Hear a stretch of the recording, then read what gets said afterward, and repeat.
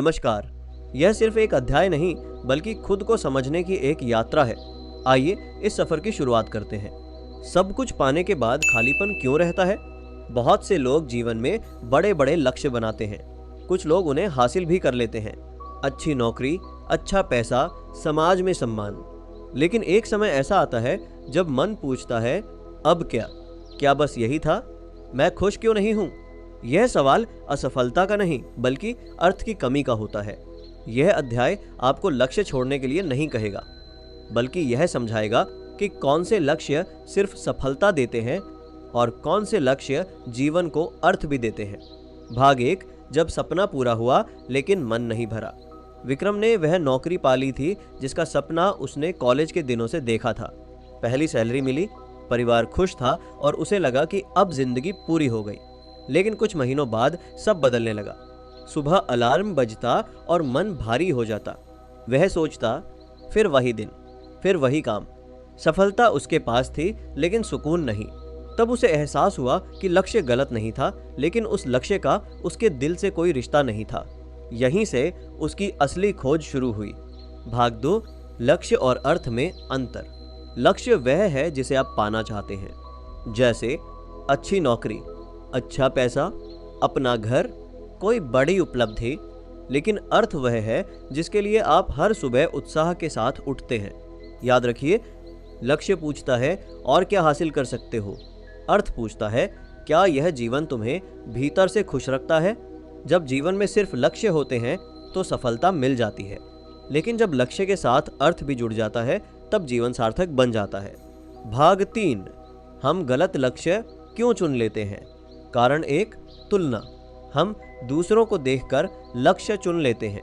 उसके पास है तो मुझे भी चाहिए। लेकिन जो रास्ता किसी और के लिए सही है वह आपके लिए भी सही हो, यह जरूरी नहीं। कारण 2, समाज का दबाव। समाज कहता है, the point of Kaelin project, अच्छी नौकरी, बड़ा घर और ज्यादा पैसा ही सफलता है। लेकिन हर इंसान की खुशी की परिभाषा अलग होती है। दूसरों की उम्मीदों पर जिया गया जीवन अक्सर भीतर से खाली रह जाता है। कारण 3, क्यों ना पूछना।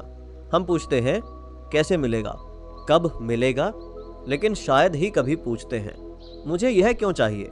यही सबसे बड़ी गलती है। जिस लक्ष्य के पीछे एक मजबूत क्यों नहीं होता, वह कुछ समय बाद बोझ बन जाता है। गलत लक्ष्य असफलता से नहीं बल्कि गलत सवालों से पैदा होते हैं। भाग 4, अर्थ वाला लक्ष्य कैसा महसूस होता है। अर्थ वाला लक्ष्य हमेशा आसान नहीं होता, लेकिन वह सच्चा होता है। ऐसे लक्ष्य में थकान होती है लेकिन पछतावा नहीं। डर होता है लेकिन भागने का मन नहीं करता। रास्ता कठिन हो सकता है लेकिन दिशा हमेशा साफ रहती है। सबसे बड़ी बात, आपको पता होता है कि आप यह सब क्यों कर रहे हैं, और यही क्यों आपको हर गिरावट के बाद फिर से खड़ा कर देता है। भाग 5, सही लक्ष्य चुनने के 5 आसान कदम। स्टेप 1, अपने दिल की सुनिए। खुद से पूछिए, कौन सी बातें मुझे सबसे ज्यादा परेशान करती हैं, कौन से काम मुझे सच में खुशी देते हैं। दर्द बताता है कि आपको किससे दूर जाना है, खुशी बताती है कि आपको किस दिशा में बढ़ना है।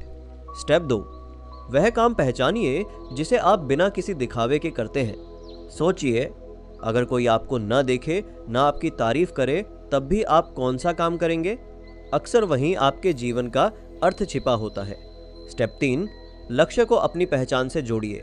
सिर्फ यह मत पूछिए, मुझे क्या मिलेगा, यह भी पूछिए, मैं कैसा इंसान बनूंगा। जब लक्ष्य आपकी पहचान से जुड़ जाता है तब वह केवल एक उपलब्धि नहीं रहता बल्कि आपके व्यक्तित्व का हिस्सा बन जाता है। स्टेप 4, छोटे लेकिन सच्चे लक्ष्य बनाइए। हर लक्ष्य बड़ा होना जरूरी नहीं। हर दिन का एक छोटा सही कदम किसी बड़े लेकिन खोखले सपने से बेहतर होता है। छोटे कदम ही बड़ी मंजिल तक पहुंचाते हैं। स्टेप 5, समय। समय पर खुद से ईमानदारी रखें। समय के साथ आपकी सोच बदलेगी। अगर कोई लक्ष्य अब आपके दिल से मेल नहीं खाता तो उसे बदलना हार नहीं बल्कि परिपक्वता है। सही लक्ष्य वही है जो आपके विकास के साथ चलता रहे। निष्कर्ष, लक्ष्य जरूरी हैं, वे हमें दिशा देते हैं, लेकिन अर्थ उससे भी ज्यादा जरूरी है, क्योंकि लक्ष्य आपको मंजिल तक पहुंचा सकता है लेकिन अर्थ ही आपको पूरे सफर में जीवित और प्रेरित रखता है। जब मुश्किल समय आता है तब मन सिर्फ एक सवाल पूछता है, मैं ये सब क्यों कर रहा हूँ। यदि इस सवाल का उत्तर आपके पास है तो कोई भी कठिनाई आपको लंबे समय तक रोक नहीं सकती। याद रखिए, दुनिया को प्रभावित करने वाला लक्ष्य सबसे बड़ा लक्ष्य नहीं होता। सबसे बड़ा लक्ष्य वह है जो आपको हर दिन अपने असली स्वरूप के और करीब ले जाए। जब लक्ष्य और अर्थ एक साथ चलने लगते हैं, तभी सफलता सच में सार्थक बनती है। अध्याय समाप्त। अगर आपको यह अध्याय पसंद आया और इसने आपको कुछ नया सोचने पर मजबूर किया, तो वीडियो को लाइक करें, चैनल को सब्सक्राइब करें और कमेंट में लिखें, मेरा लक्ष्य क्या है। हो सकता है आपका एक जवाब किसी और की जिंदगी की दिशा बदल दे। अगले अध्याय में फिर मिलेंगे। धन्यवाद।